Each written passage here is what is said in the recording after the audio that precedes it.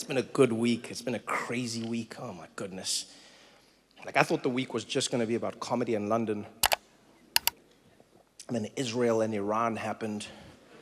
And then we were on like the brink of like World War III. Like you here are now Friday crowd having fun. Monday, Tuesday crowd. Oof. Yeah. You try tell jokes when there's missiles outside. Like everyone was here like... Because that would be a weird way, like, to be, you know what I mean? Like at the beginning of World War III. Like, people are like, where were you? And you're like, did you see what happened? No, I didn't. Where were you? Trevor was telling us about Brixton. It was such an insane story as well. Like now I feel like the world we live in, I sometimes think about like parallel universes and timelines, and I'm not sure if I believe it, but when I do think about it, I go like, I think we somehow slipped into the ludicrous timeline. Like we were all in a very normal timeline, us as people, and then something happened around like COVID, and then we went into the crazy timeline, and then the other versions of us are now like, wow, things have become very boring and normal. Because like, this is not normal, you know? Like the week starts off, it's been like 2 weeks technically. Right, it starts off, Iran was negotiating a nuclear deal with America. Negotiating a deal. They're making progress. They're getting close. They're getting super close. And then Israel was like, no deal. And then Israel started launching missiles at Iran, right? And then it's hard to make a deal when it's like missiles hitting you, you know what I mean? It's like when you're like trying to break up with someone at a restaurant and then the waiter keeps coming, is everything great? Just wait. Let me just handle. So what I'm saying is, how's everything going? Yeah. Look, hey, we'll call you. We'll call you, please. So Iran was like, all right, I can't handle. And so then Iran was like, missiles back at Israel, missiles. And then Israel was like, missiles. And then Iran was like, missiles. And it was going back and forth. Israel was definitely winning it because like Iran has missiles, but not like Israel's type of missiles. You know what I mean? Like Iran doesn't have much money and stuff. So their missiles are like those cheap fireworks your friends... You know when your parents they'd feel bad. You'd be like, what are we doing for Guy Fawkes Day? And then your parents would be like, do you want these ones? You're like, do you like them? They're like, no, just throw them on the ground. I was like, pat. Do you feel like the other kids? No, I don't at all. So Iran has those ones, and then they were launching back and forth. And the whole world was like, man, this again, Middle East conflict, Middle East. And then at the peak of it, everyone was like, man, how could this get worse? Donald Trump was like, hello.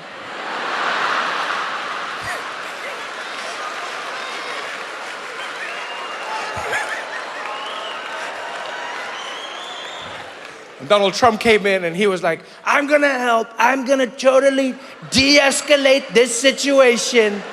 And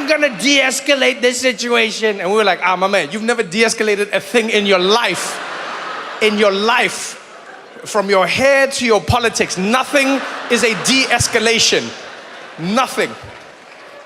But Trump came in and he's like, I don't like how Iran and Israel are launching bombs at each other all the time. So many bombs, we can't have this, it's not right. Too many bombs, we gotta stop it. No more bombs, we gotta stop it, we gotta fix it. And they're like, all right, how are you gonna fix it? He's like, by dropping bombs. I'm gonna drop bombs. And no one expected it. Like the whole world was like, okay, Trump is gonna mediate or because he said to them, hey guys, let's sort this out, peace deal. We're gonna do a peace deal. And then he dropped bombs on Iran. And everyone in the world was like, what the hell? And a lot of people in my life were like, oh man, I can't believe that Trump did this. I can't believe. And they were so stressed. And I was like, yes, but look on the bright side. And they were like, what bright side? I was like, on the bright side, Trump also can't believe that he did this. Like that's the one glimmer of hope that I get from Donald Trump is that like he also doesn't know what he's doing. He's in it with us, which is a nice change. Oftentimes we're at the mercy of those in power, but he's in the mercy with us. Like we're all locked in a prison cell, but he's holding the key and he's like, we're all trapped. What are we gonna do? We're like, use the key. What are you talking about? And the reason I say this is because Trump came out and he hosted a press conference about it. It was so wild. He hosted a press conference about dropping the bombs. And he was shocked. in the press conference. He came out and he's like, earlier today, the United States military, that's us, launched missiles, bunker busters, launched missiles on Iran, on all their nuclear facilities. And boy, you don't understand. You've never seen bombs like that before. They came down and they dropped them, those bombs. I couldn't believe what those bombs were doing. I couldn't believe it. And I called. I'm the one who called. I said, drop the bombs. I didn't know I was gonna call. I said 2 weeks. I told everybody 2 weeks. It was gonna be 2 weeks. And then I was on the plane. Then I said, I'm calling. Drop the bombs. And the bombs were dropped. I'd never seen bombs like that. I said, whoa, we're never dropping bombs like that again. I never seen bombs like that. Those bombs were dropped and now it's over. We're all good. And so now because America had dropped bombs on them, then Iran had to respond, but then Iran didn't want to get into a fight. No one wants to get into a fight with America, you know what I mean? And so like Iran was like, we are going to retaliate against you. And then they launched missiles at an American base in Qatar, but then they phoned America first. They did. They were like, all right, we are launching bombs against you in like 45 minutes, an hour maybe. You tell us how long you need. Then we'll launch the bombs. And then the Americans cleared out their base and everything important, and then the bombs fell. And then Trump, very like in an interesting way, he responded to Iran. Then he wrote on his like thing online on his profile. He was like, "Thank you to Iran for giving us notice about the bombs. Now it's over. It's all over. There will be peace." And then he said, Iran, Israel, peace. And they were like, all right, peace, all good. Then Trump went to sleep. And in the 4 hours that he was sleeping, Israel, like out of nowhere, they came and they were like, Iran launched more missiles. And then everyone was like, wait, what missiles? And Israel was like, you launched missiles. And everyone was like, no, And then Israel was like, too late, we're coming for you with more bombs. And then the world was like, what? And then Trump woke up. And this was the moment when I can safely say I have felt more connected to Donald Trump than I've ever in my entire life. Because that man is not a normal human being. Very seldom have I looked at Trump and thought, yeah, I can relate to this. But he came out after Israel was about to launch a full-scale bombing attack on Iran. And he came out, he heard about this. Man didn't even put on a tie. Came out of the White House half-dressed, ran straight into reporters, and he went into it. He was like, I heard about what Iran is doing and what Israel is doing. And let me tell you, I'm angry at Iran, but I'm more angry at Israel. They said peace, and I said we're going to do peace, and they're launching, and I'm sick of them. Israel, you better not do it. You don't do it, Israel. I said peace. You don't do it. He looked like a dad who had kids that were fighting in the backyard. And he was just going back and forth. He's just like, Israel, shut up, baby. Come on, shut up.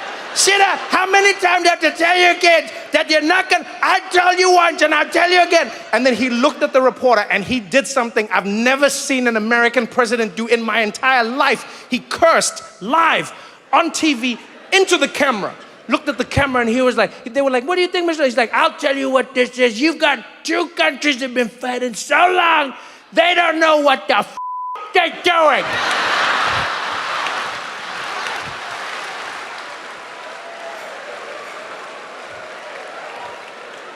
You're like, oh, Dad is mad.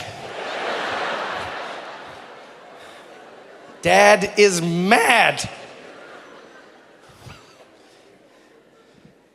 And I don't know what was crazier, the fact that he cursed on live TV as an American president, or the fact that that somehow became bigger news than the actual bombs that were dropped. The bombs was like half a day of news. The biggest bombs ever dropped on a country randomly out of war was barely any news. And then Trump came out and he swore every news outlet, Guardian, BBC, Al Jazeera, CNN, you name, all of them, Trump curses, Trump swears, Trump says F word, F word. And I was like, damn, so the F bomb was more important than the bomb. Everyone on TV, we've never seen this before. We've never seen an American president curse on national television. This has never, I don't even understand what we're seeing right now. Donald Trump, and I must warn sensitive viewers, yo, you showed footage of cities being leveled by bombs. You said it just casually. Let me show you some of the bombs that were dropped here. Let me show you some of the bombs. All right, now, Trump said something. I must warn you, if you have children in the room, You might want to cover their ears. You might want to cover their ears because he said the F-bomb. Like, people cared more about the words than it was the wildest thing. Wildest thing. I can't believe it. They were doing it as if the people in Iran were just like, yeah, no. The bombs are one thing. But what he said. You can take bombs back, but words. Words are forever.